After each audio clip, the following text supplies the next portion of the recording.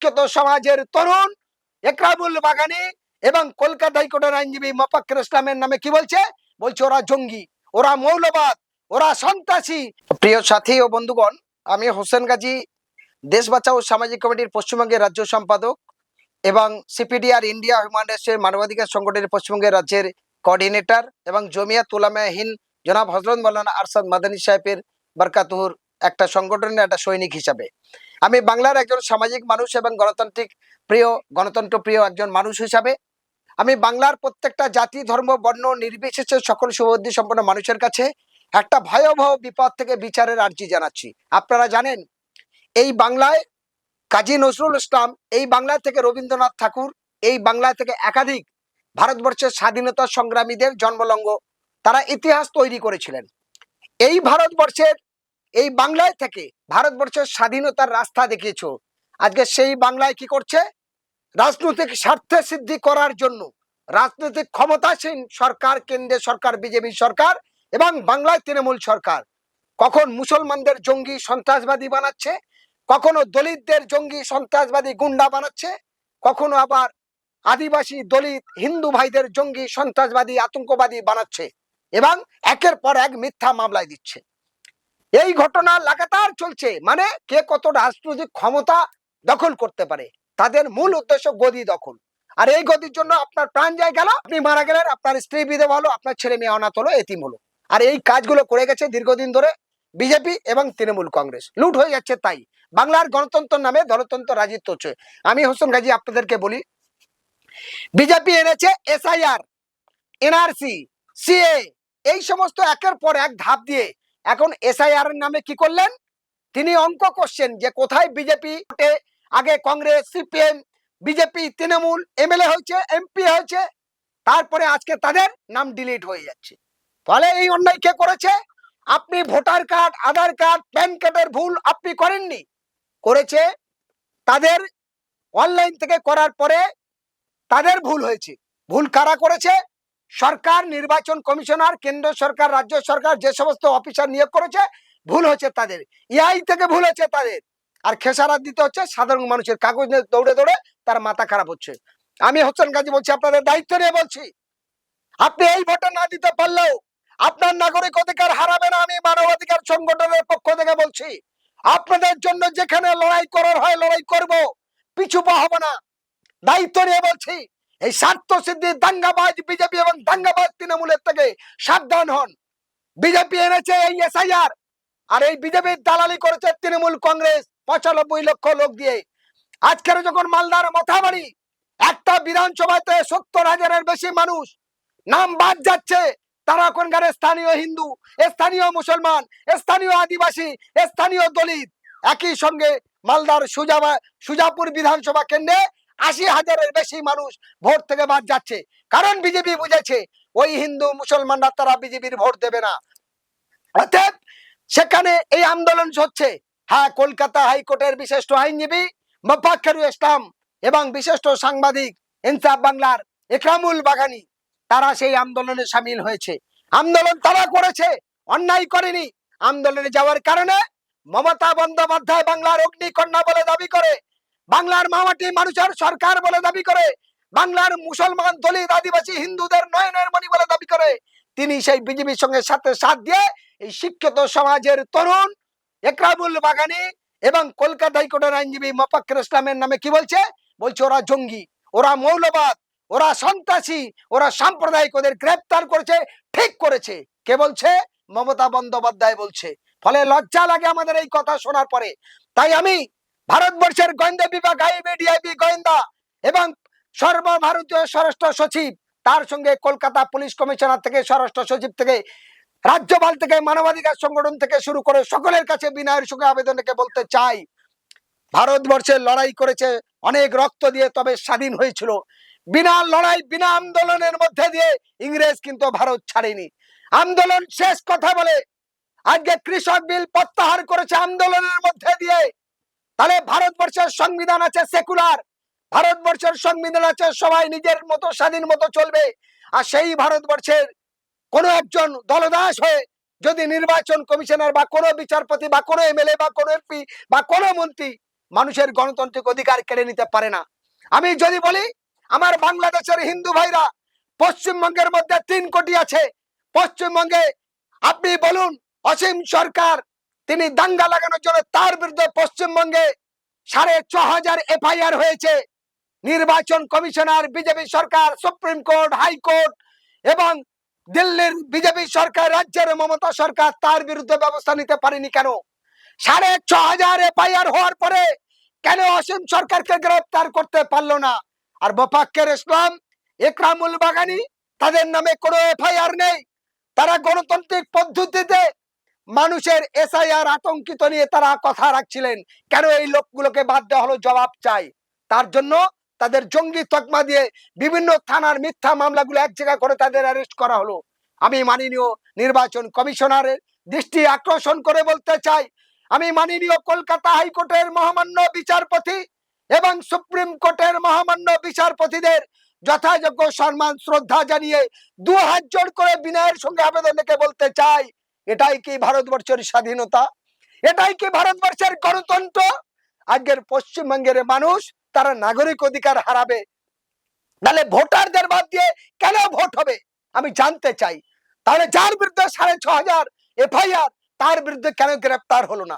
যে নরেন্দ্র মোদীর বিরুদ্ধে বিলকুস বাণী থেকে শুরু করে একাধিক নারীদের পেট কেটে চিরে বাচ্চা বার করেছে, তাদের বিরুদ্ধে কেন গ্রেফতার করে সাজার ব্যবস্থা হলো না?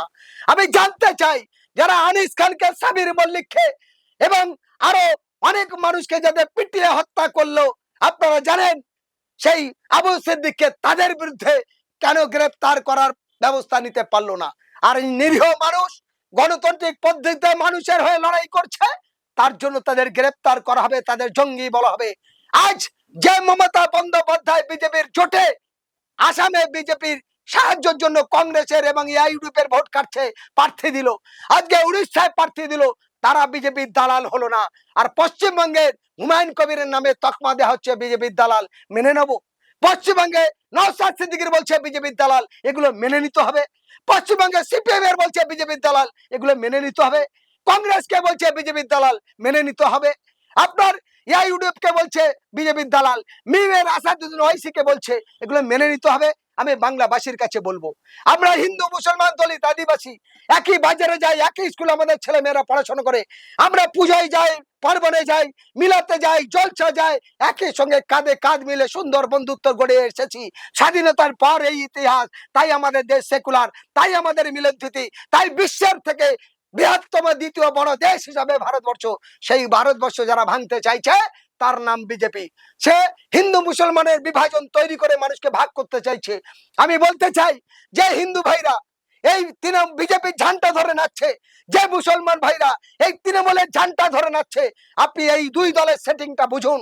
এই 2 দলের সেটিং মানুষকে বোকা বানিয়ে রাজনৈতিক ক্ষমতায় পেয়ে অর্থগতি ক্ষমতার জন্য লুটে খেতে চাইছে।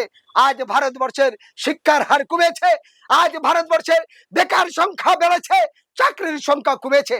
ফলে তারা কি সুন্দর পরিকল্পনা ভাবে আজও পর্যন্ত পশ্চিমবঙ্গের 42 লক্ষ মানুষ সে ভোট দিতে পারবে না।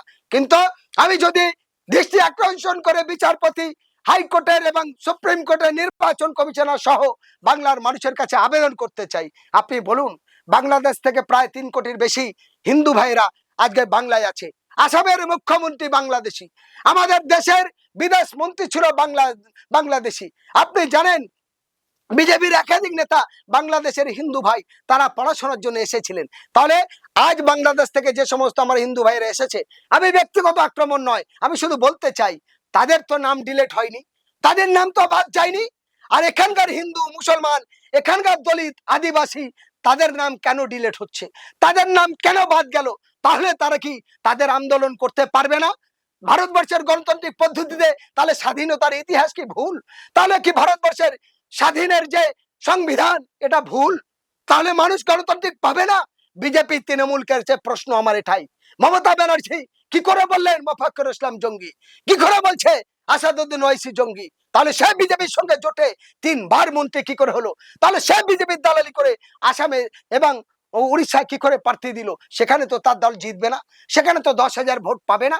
তাহলে এখানে তারা গণতান্ত্রিক অধিকার নিলে কেন তাদের তকমা দেওয়া হচ্ছে? আমি হোসেন গাজী হাত জোড় করে বাংলাবাসীদের বলতে চাই, হাত জোড় করে ভারতবাসীদের কাছে বলতে চাই, হে মানুষ তোমরা জাগো। আল্লাহ তাআলা বলছে, হে মানুষ তুমি পৃথিবীর সর্বশ্রেষ্ঠ মানুষ, হে মানুষের পাশে দাঁড়াও, বিবেককে প্রশ্ন করো, নিজের চোখ কান খুলে প্রশ্ন করো। হে দলিত, হে আদিবাসী, ভগবান ঈশ্বর গড বলছে, হে মানুষ তোমাকে সর্বশ্রেষ্ঠ করেছি। রাস্তা একটা মানুষ অ্যাক্সিডেন্ট হলে তোমার দায়িত্ব তা তুলে নিয়ে গিয়ে চিকিৎসা করা। ফলে যারা রাজনীতির ক্ষমতা পাওয়ার জন্য নেতার বাড়ি টাকার পাহাড়, নেতাদের ছেলেরা গুন্ডামি করবে, বম বন্দুক নিয়ে ঘুরবে, মানুষের গণতান্ত্রিক অধিকার কেড়ে নেবে, ভোট দিতে দেবে না, বিরোধী দল করতে দেবে না, ঝান্ডা লাগাতে দেবে না, এটা কোন ধরনের গণতন্ত্র? আমার দেশে টন টন রক্ত দিয়ে অনেক মানুষের জীবনের বিনিময়, লক্ষ লক্ষ ছেলে মেয়েদের অনাথ এতিম করার বিনিময় তবে 1947 সালের 15 আগস্ট দেশ স্বাধীন হয়েছিল।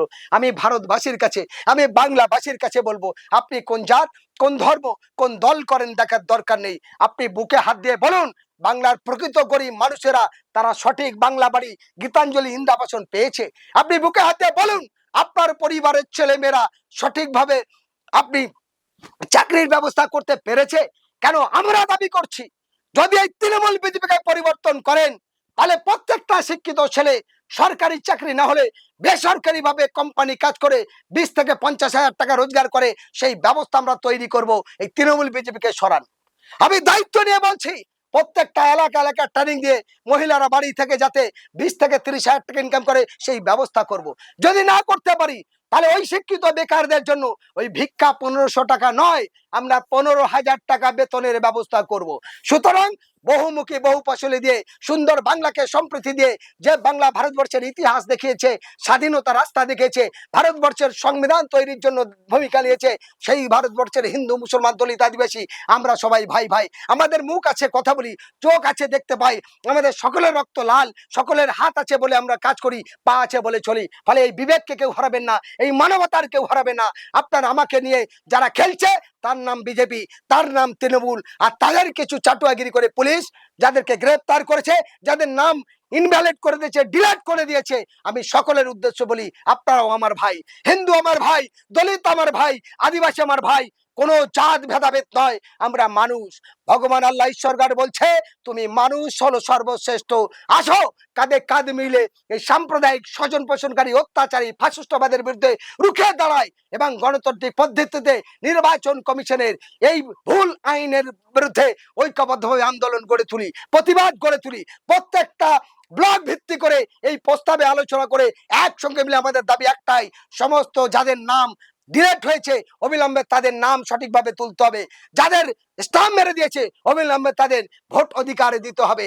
সকলের দাবি আমাদের এক। তার সাথে সাথে বলতে চাই, মোফাক্কের ইসলাম এবং একরামুল বাগানী সহ যত লোকের এই মিথ্যা মামলা দিয়েছে, অ্যারেস্ট করছে, অবিলম্বে তাদের নিঃশর্তে মুক্তি চাই। আমি হোসেন গাজী একজন মানবাধিকার কর্মী হিসাবে বাংলার ঐতিহ্য রক্ষার স্বার্থে, বাংলার মিলন তিথির স্বার্থে, বাংলার রাজনৈতিক এবং ধর্মীয় হিংসার বিরুদ্ধে সমস্ত মানবিক মানুষের কাছে আবেদন করে বলতে চাই, একের সঙ্গে কাঁধে কাঁধ মিলে এই বাংলাকে গড়ুন, বাংলার ইতিহাসকে গড়ুন। এই অনুরোধ দুহাত জোড় করে রাখলাম।